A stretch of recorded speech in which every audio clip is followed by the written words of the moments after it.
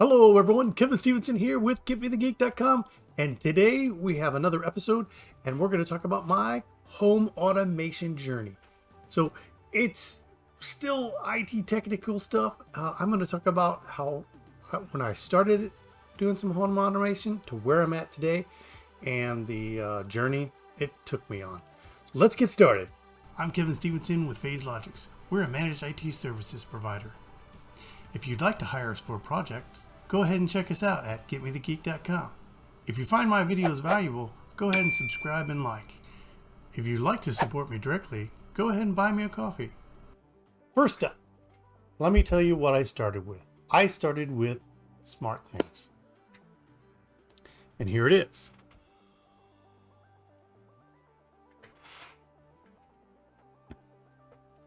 So this is the SmartThings hub that I started with.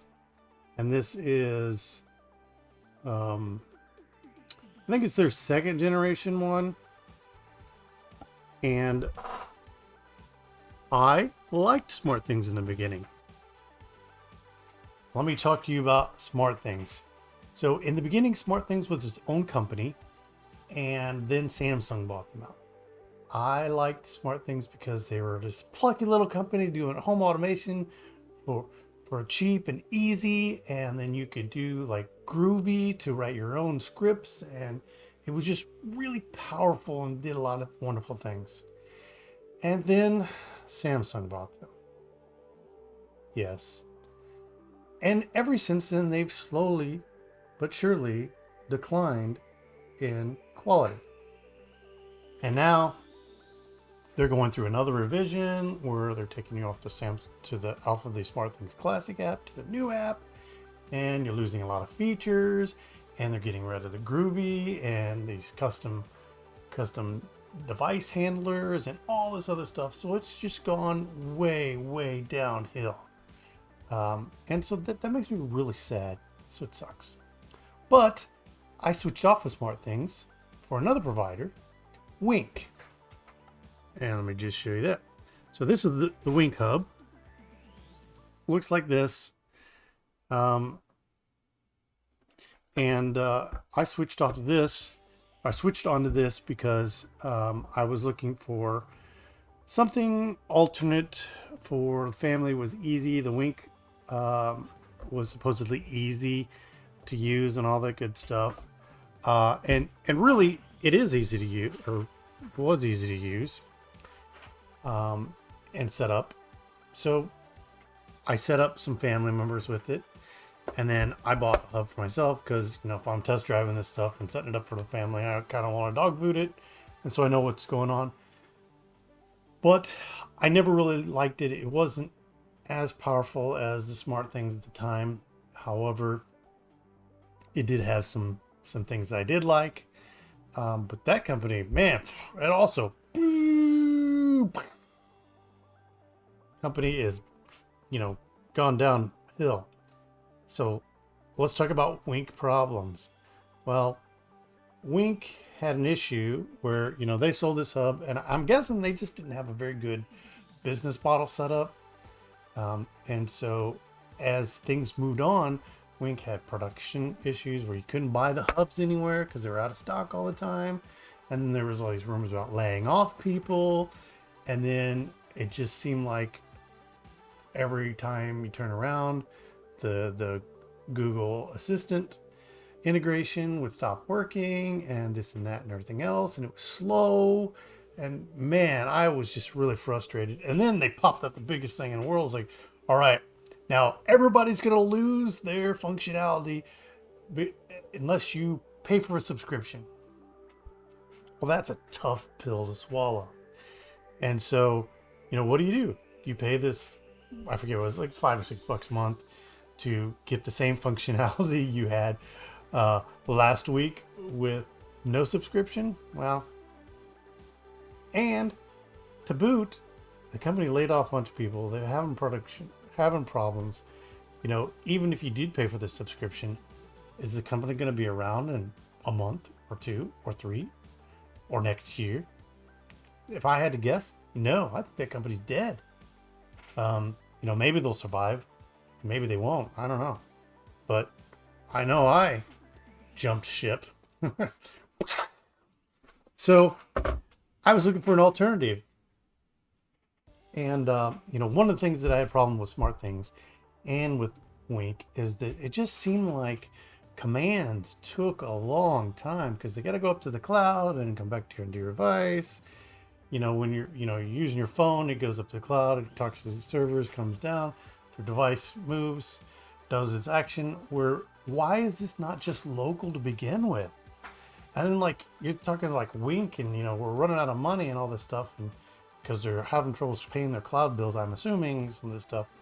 Like, if, why weren't you just doing most of this stuff locally anyway, so you would have less of a cloud bill?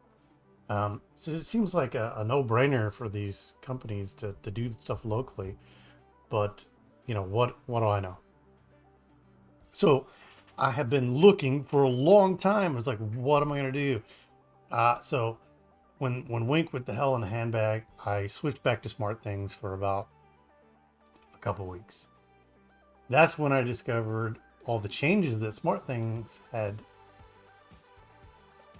happened since I was last a SmartThings user. So when I was last a SmartThings user, it was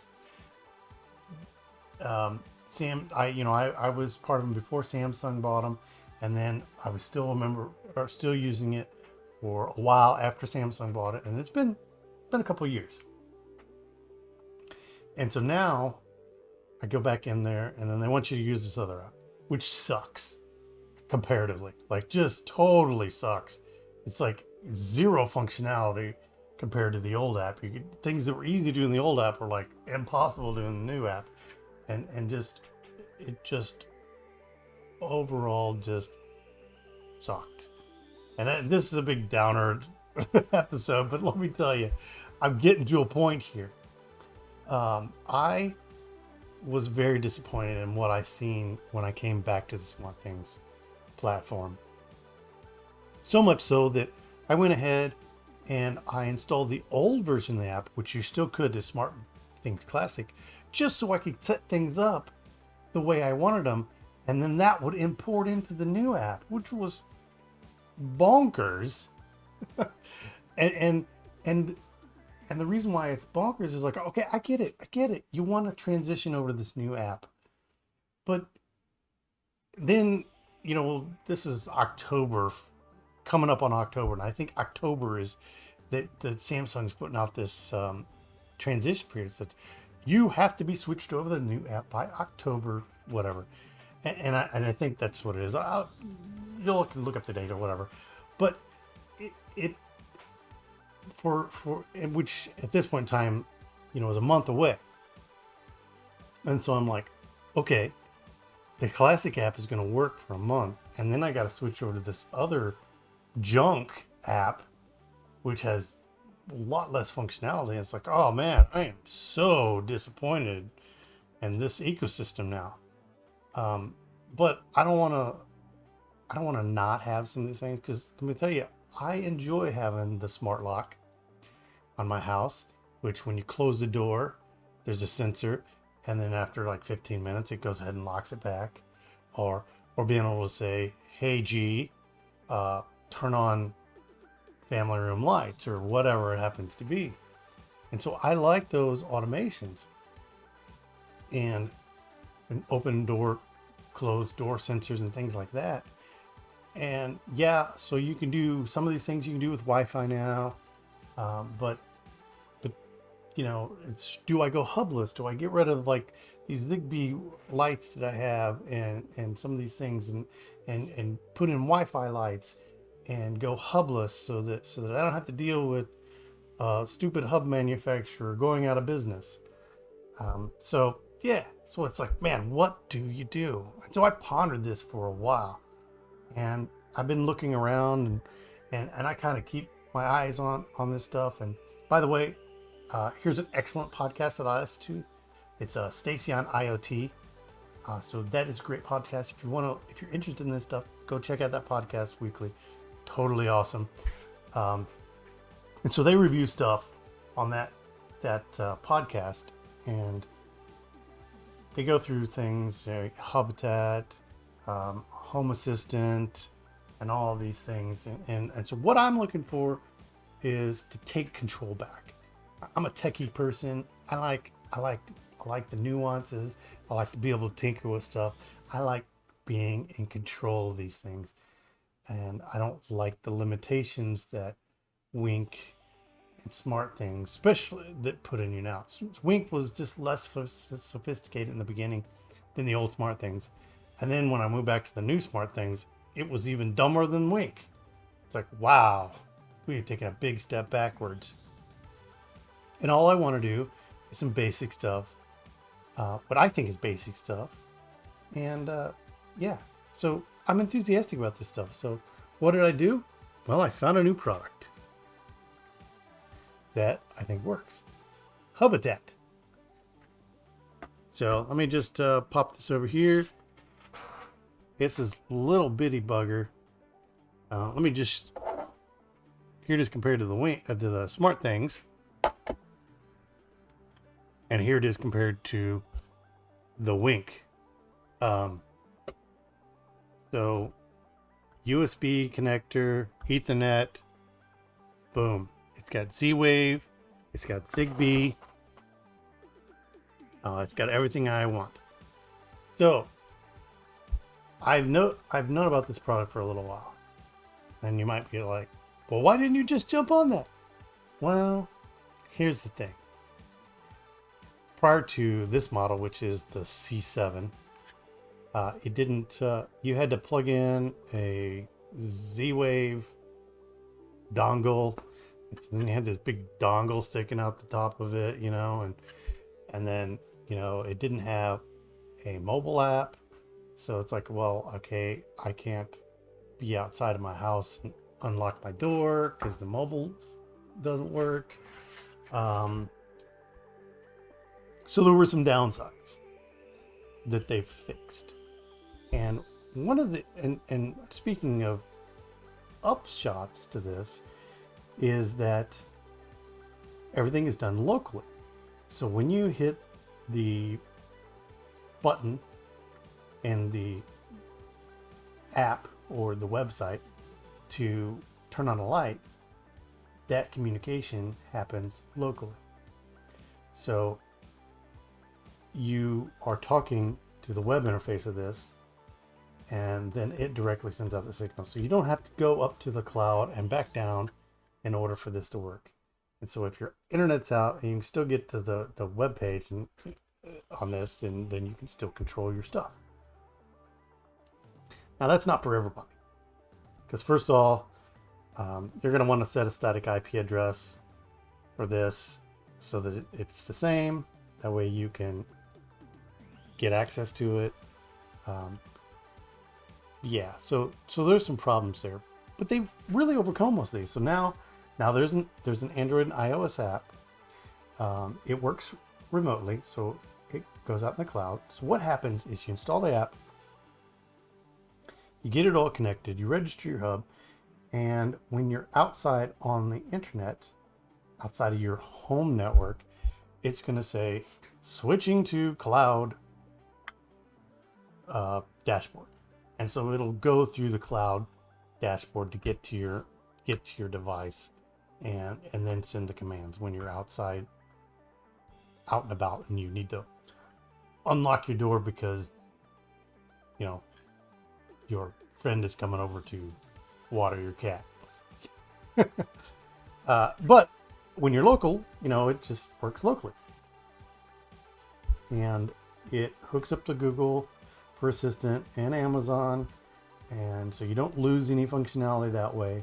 You can do your own custom drivers and all these wonderful things and so it is kind of like the best situation for me because it's very tinker person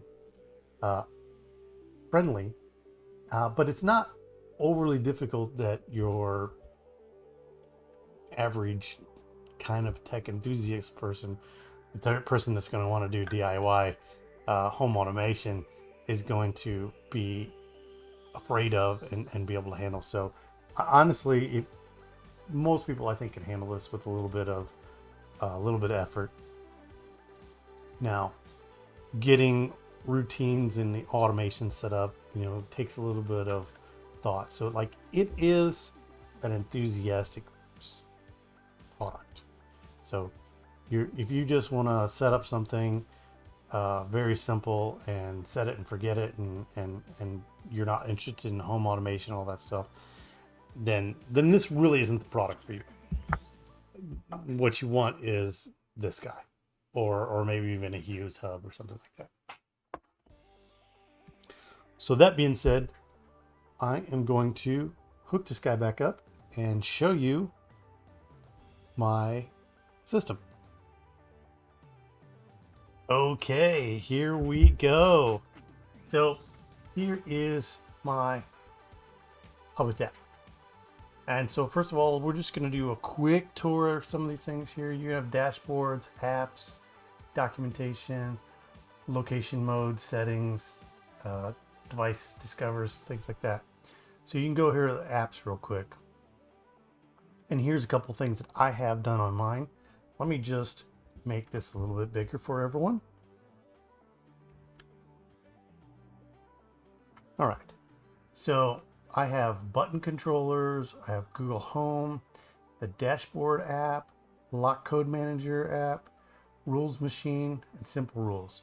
So you can do any of those things. And I'm not going to go into these real deep at the moment. I'm just giving a basic overview. Dashboards. So I have 2 dashboards set up, and let's just look at this basic dashboard right here.